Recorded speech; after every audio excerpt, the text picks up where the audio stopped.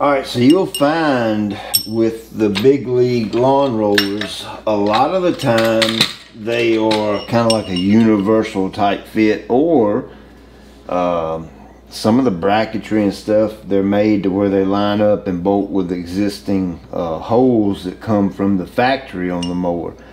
Now this is my Y Bravo 25, and according to the instructions I'm supposed to go right here, something like this. So that's where we're going to go with it, and I got plenty of room to work on both sides. There's honestly no framework back here that you could put it on other than right here, so that seems to be a good location. So I'm gonna get it right here, and I'm gonna kind of get things lined up. And what I do is I kind of use parts on the bracket right here and kind of line up with parts on the machine, and that way I kind of know I'm on the same spot on the other side. And if you see, I've got it kind of laying flat against the height adjuster right here, and then I'm gonna put my finger right here and let the contour of this cutout match up with the contour of the curve on the bracket, and that way I know when I get on the other side I'm pretty much going to be in the exact same location. Let me give you a little close-up right here. Right here is the height adjustment gauge, and I'm just going to lay it right on top of there. And I'm going to line it up with this piece right here, the way this bracket, the way the curve is. We'll put it right up against my finger right there. It's kind of hard holding it all with one hand. Just like that. And we'll come in here and mark it. Like so. Now when you're installing one like this, I'm telling you now, it is good to double check and triple check your alignment, your measurements, anything that has to do with getting it set up before you drill the hole, because once you drill the hole, you've drilled the hole. You can't undo that. So I'm just double checking it and triple checking it right here to make sure I am pretty spot on with it. And that looks pretty good right there.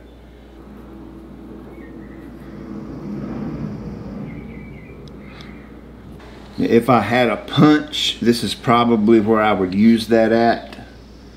But since I don't, you know what? I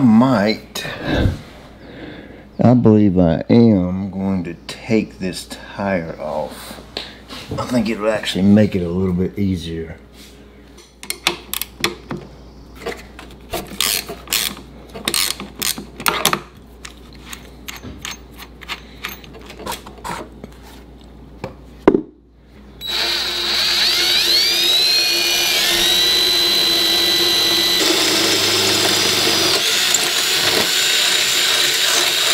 Give this a little test fit. Fits in there absolutely perfect. So that'll work. Now while I'm at it, I'm gonna go ahead and put this on, and you see this part, this silver part right here is meant to go there so that that freely moves up and down. And of course I'm gonna put a washer on the inside like so, and then put one on the actual side with the nut as well.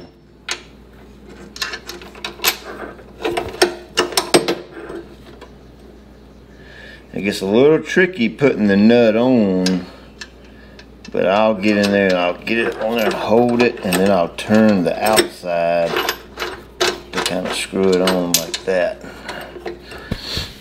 All we gotta do is tighten that down. Now there is one downfall to the striping roller going on a push mower. If I want to remove it, I actually have to remove it right here. There's no quick attach option that I know of, but I have an idea.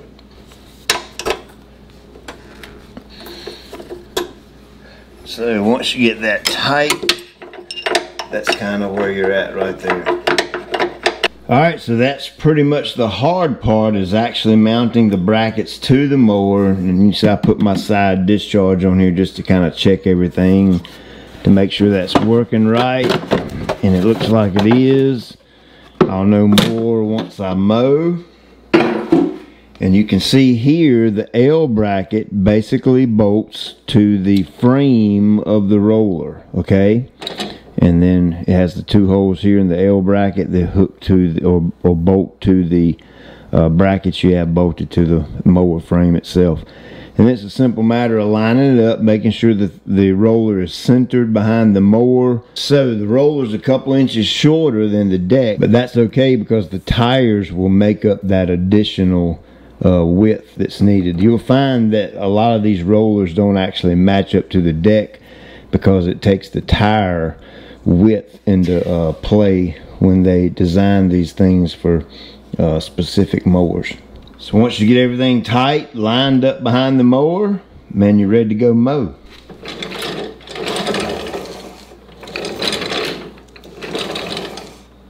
Hey there, it's Pete with GCI Turf. Hope you're having a great day, and it is hot as crap in North Carolina. I'm telling you, we're mid-90s, gonna push 100 next week, and absolutely no rain in sight. So we're hot and dry. I've got my Kentucky bluegrass right here that is absolutely doing spectacular. That's really the only word I can. It's absolutely amazing at how well this stuff is doing right here. Now, if you're unfamiliar with bluegrass, it typically isn't the premium choice for a hot, dry climate. But I'm the kind of guy who likes to see what I can do with it. And so I planted some last fall just to kind of test it out this summer, and so far so good. Now we just put the striping roller on, and I'm gonna go out here and give this a cut. I'm cutting it 3 inches. On the bluegrass, to my understanding, it tends to do a little bit better at a shorter cut height. So let's get to mowing.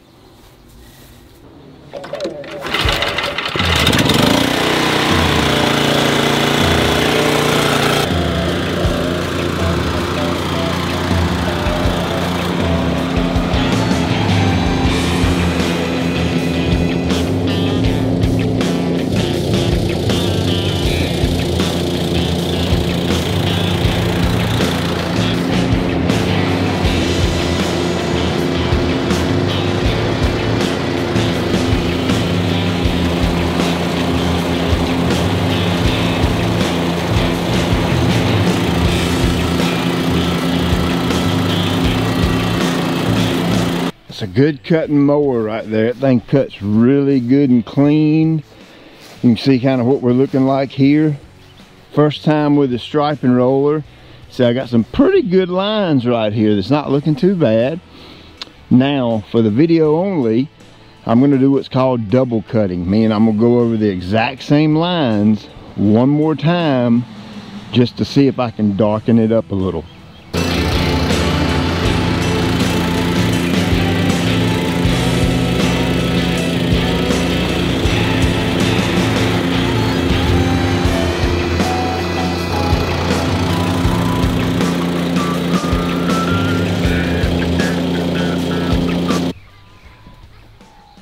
Alright, so I think the double cut kind of helped. Man, it really darkened those lines up.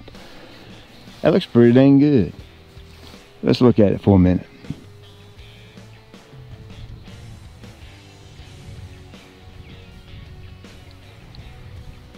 Well, there you go. I like it. Alright, so there you go. Now check this out. In no way am I recommending you ride over your yard 27 times to try to make the lines darker. That's not the point of the double cut. Strictly for the video. That's the only reason. If I'd have waited, mowed it again next week, the same pattern with the roller, then they would have darkened right up. But I just wanted to do that just for kicks and giggles. Typically I will mow the yard one time each time I mow it. The only time I may stray from that is if we're in the heat of spring and things are growing very aggressively and it may need to double cut just to chop up the clippings a little bit more. That's the only reason. Now look, I don't want you to think that just because I show a striping roller and a yard with a bunch of stripes in it, that's the only way you can have a good looking yard, because it's not. Okay, I know you got folks that they love striping and that's the only way the yard's going to look good with a bunch of lines and patterns, and then you have folks that don't care anything about it and they want a uniform color yard. I don't care which one you like.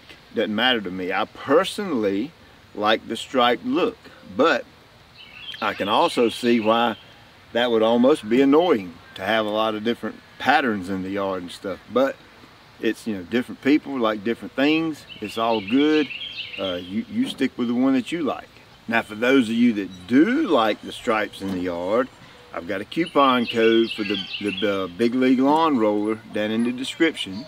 You can get you some money off of it, and they pretty much make them to fit almost any mower. Push mower, ride on, stand on, all different mowers. You just go to the website, configure the mower that you have, pick the right roller. If you got any questions, give Big League Lawns a call. They will answer them. And at the checkout, put my coupon code in, get your discount, and then you'll have it within 2 or 3 days. So hey, thank you for watching. Like, subscribe, share. We're going to keep on following the Kentucky bluegrass throughout the summer. Man, we're not even into June yet, and we are brutal hot. So I think I picked about the best year, luckily picked it, to better test this stuff out to see if it's going to withstand a North Carolina summer. So I appreciate you watching. I know you got a lot of other things that you could be doing other than watching some clown talk about grass. So I appreciate it, I really do. Thank you. You get your bluegrass right, get your striping roller right, get your push mower right, and we'll check you later.